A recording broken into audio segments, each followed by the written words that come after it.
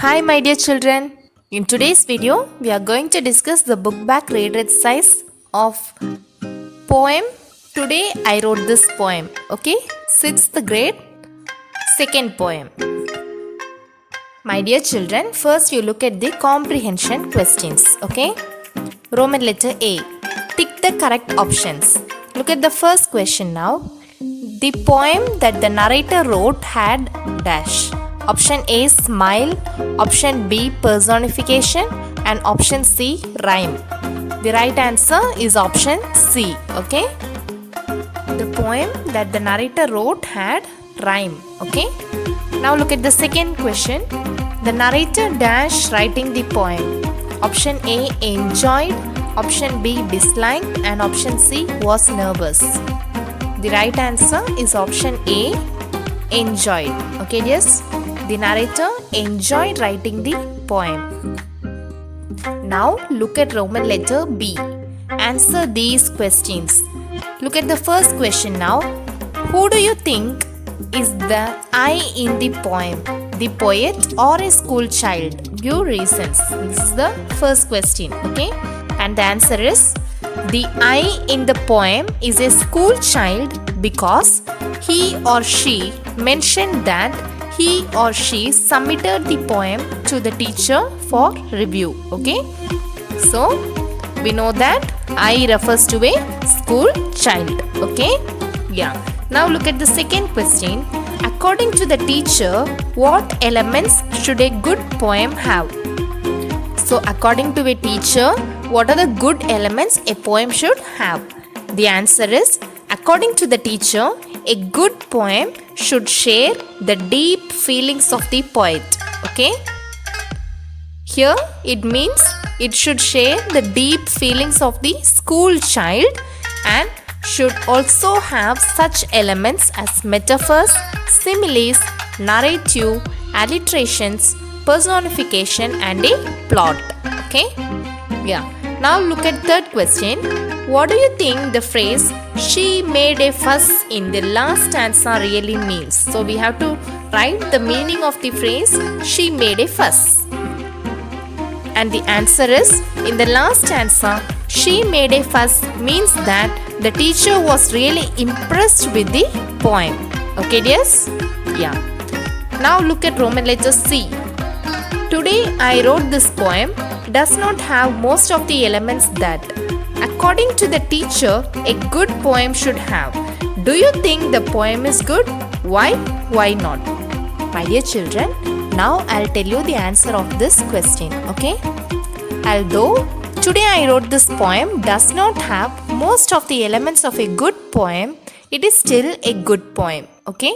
It narrates a child's enjoyment in writing a poem, his or her anxiety whether it will be liked by the teacher, and finally the happiness which he or she gets on the receiving the A+++ grade. In simple, the rhyming lines. There is also a note of the humor at the end when the child receives an unexpectedly good grade from the teacher. Okay? Next one is word study, right? Yeah. Here we are going to learn about informal language. My dear children, have you heard this term informal language? Now I'll tell you what is meant by formal language and what is meant by informal language. Okay? First of all, you have to think of the audience. Okay?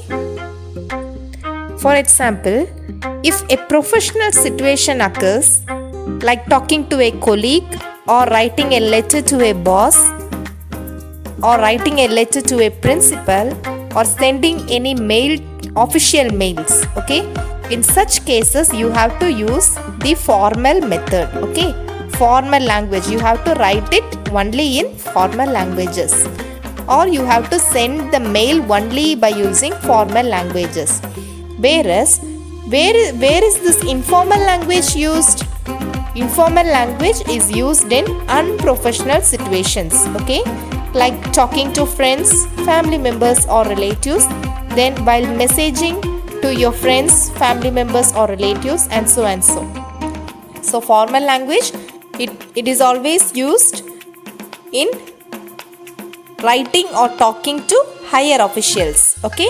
Whereas informal language, it is used among common people, okay? My dear children, now look at your textbook, word study, informal language. Informal language is the kind of language that we use in casual conversations or any other kind of communication in informal situations. Okay? For example, the boy in the poem could tell his friend that his teacher liked his poem a great deal or that his teacher was bowled over by his poem. Expressions such as a great deal and bowled over are part of the informal language. Okay? So, I hope everyone you have understood what is an informal language, right? An informal language is nothing but the language that we use in casual conversations. Okay? Yeah. Now look at Roman letter D. A number of such informal expressions have been used in the poem. Can you identify them? Now we are going to identify the informal expressions which have been used in this poem. Okay? The informal expressions used in the poem are I'm not sure if it's good. Next one, it's missing any narrative. Next one, there's nothing that's personified. Next one, I'm pretty sure. Next one, the only thing it's got. Next one, it sure was fun. Next one, I think it's long enough. Next one, it's just too bad it's missing. Next one, great poetic stuff. Next one, wow, she made a fuss. Okay? Now, my dear children, look at Roman letter E. Okay? Make a list of all the rhyming words in the poem. What does fuss in the last stanza rhyme with? Do you know what are rhyming words? Let's recall what is a rhyming word. Okay? Rhyming words are two or more words that have the same or similar ending sound. Okay, dears? For example, goat and boat. The ending sound seems to be similar, right? So both these are rhyming words, goat and boat. Now let us make a list of all the rhyming words in the poem. Okay? Good and should, me and simile, to and hake, pot and got, enough and stuff. Then look at the next question. What does fuss in the last stanza rhyme with? So the rhyming word of fuss is A+++. Okay? In the last stanza, fuss rhymes with A++++. Okay? Yes. My dear children, hope it's clear to you, right? I think everyone you have understood about the informal language and the rhyming words. Yeah. Now let's move on to the next one, that is grammar study. Here we are going to learn about phrase and sentences and then the different types of phrases. Okay? Phrase versus sentences. We are going to differentiate which is a phrase and which is a sentence, and then we are going to see about the different types of phrases. Fine? Yeah. Yes. My dear children, now I'll tell you what is a phrase. Okay? A phrase is a group of related words that does not have a subject performing an action. Okay? It is a group of related words that does not have a subject performing an action. In a phrase, there will not be a subject. Okay? A subject will never be present in a phrase. A phrase can be a part of a sentence, but it cannot stand alone as a sentence. Okay? A phrase can always be a part of the sentence, whereas if the phrase is standing alone, then it will never be considered as a sentence. Okay? It can just impart a particular part of meaning to the sentence. It do not convey the whole meaning in a phrase. Okay? My dear children, now I'll give you an example. Okay? Wrote this poem. And the next example is today I wrote this poem. First example is wrote this poem and the second example is today I wrote this poem. Now we are going to find which is the phrase and which is the sentence. Okay? Look at the first example now. Wrote this poem. Is it conveying a complete meaning? No, right children? It just conveys a specific part of meaning in a sentence. Here it's not a complete sentence. It is just a group of words that conveys a partial part of meaning. So this is a phrase. Okay? Now look at the second example. Today I wrote this poem. Here there is a subject I and it conveys a complete meaning, right? Yeah. So this is an example of sentence. Okay? Now I hope you are clear with phrase and sentence. Phrases are parts of the sentence and not complete in themselves. Okay? Yes. Now I want you to look at Roman letter F. Write P for phrases and S for sentences. Look at the first question now. All that great poetic stuff. Is it a phrase or sentence? It's a phrase, right Norma? Yeah. So first one, it's phrase. It is a phrase because it conveys a partial part of meaning to a sentence. Here it's not a complete sentence. It just gives us some information, some piece of information, not a complete information, right? So it is a phrase. Now look at next one. The poem has many metaphors. Here there is a subject and there is a predicate. It conveys a complete meaning, right? Yeah. So it is an example of sentence. Second one, it's sentence. Third one, there is no plot in this poem. It also conveys a complete meaning, right? Yeah. So it is a sentence. Look at the next one now. I read poems every day. It also conveys a complete meaning, right? Yeah. So it is a sentence.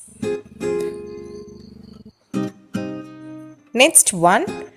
Pretty sure. Is this a sentence? No. It conveys a partial meaning. So it is a phrase. Next one. At 7 in the morning. The sentence is incomplete, right? What happens at 7 in the meaning? It's not specified there. So it is a phrase. Okay? I'll tell you the answer once again. Write P for phrases and S for sentences. First one, all that great poetic stuff. This is a phrase, so you have to write capital P. Next one, the poem has many metaphors. This is a sentence, so you have to write capital S. Next one, there is no plot in this poem. It is a sentence, so you have to write capital S. Next one, I read poems every day. It is a sentence, so you have to write capital S. Next one, pretty sure. It is a phrase, okay? So you have to write capital P.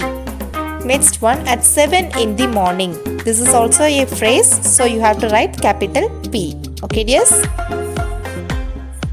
My dear children, now let's see about the 3 types of phrases. Okay, the first one is noun phrase, second one is adjective phrase, and the third type is adverb phrase. Okay, a phrase can function as a noun, an adjective, or an adverb. Okay, first let us see about noun phrase.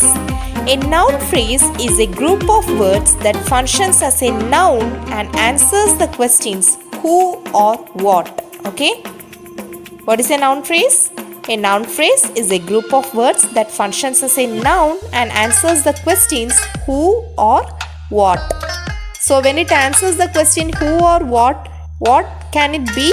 It can be either the subject or the object in the sentence. Okay? So if it answers the question who, it can be the subject, and if it answers the question what, it can be in the object part of the sentence. For example, The doctor's wife does charity work. Here the noun phrase acts as a subject. Okay. Doctor's wife, that is the noun phrase. Then I'll give you one more example. The children saw the footprints of a large animal. Here the noun phrase is in the object part. Okay. Here the noun phrase is footprints of a large animal. This is the noun phrase. Yes, next we shall see what is an adjective phrase. Okay. An adjective phrase is a group of words that does the work of an adjective and answers the question what kind, which ones, how many and how much.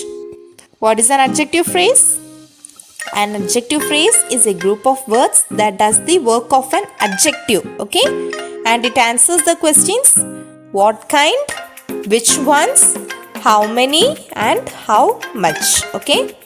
For example, Mr. Greene wore dark brown trousers. What kind? Which color was it? Dark brown. So this is an example of adjective phrase. One more example. I'll give you one more example now. The vase had 12 beautiful roses.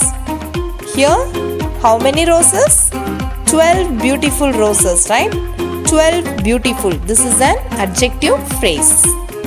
Yes. My dear children, now let's see what is an adverb phrase. Okay. An adverb phrase functions as an adverb and answers the questions when, where, how often and how long. I'll tell you once again.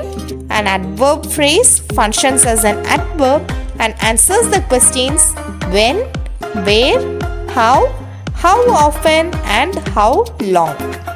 I'll give you one example now. Devang worked in a meticulous manner.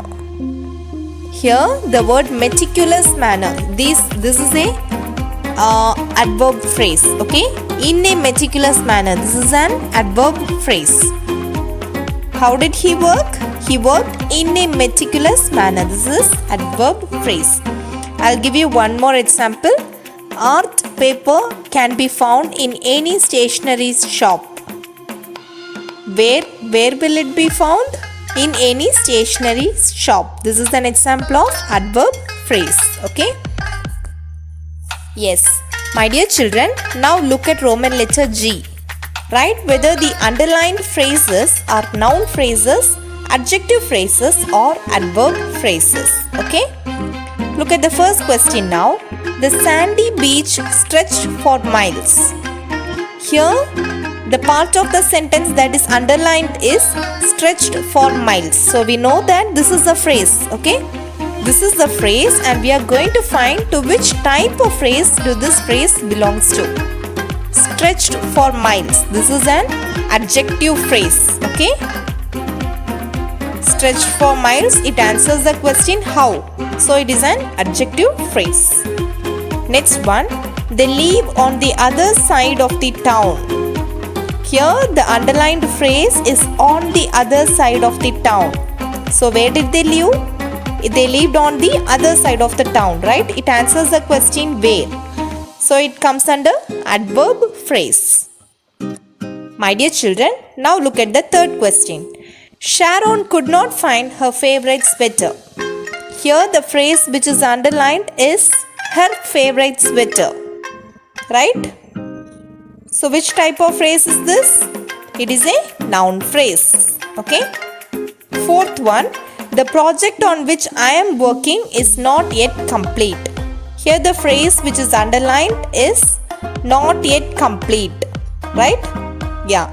So what type of phrase is this? It is an adverb phrase. Next one. My elder brother is a celebrated chef. Here the underlined phrase is a celebrated chef. What kind of phrase is this? It is a noun phrase. Okay, dears? And last question.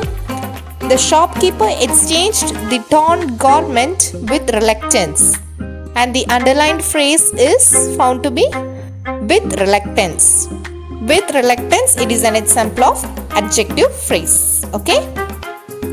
I'll give you the answers once again. First one, it's adjective phrase. Second one, on the other side of the town, that is adverb phrase. Third one, her favorite sweater, that is noun phrase. Next one, not yet complete, that is adverb phrase.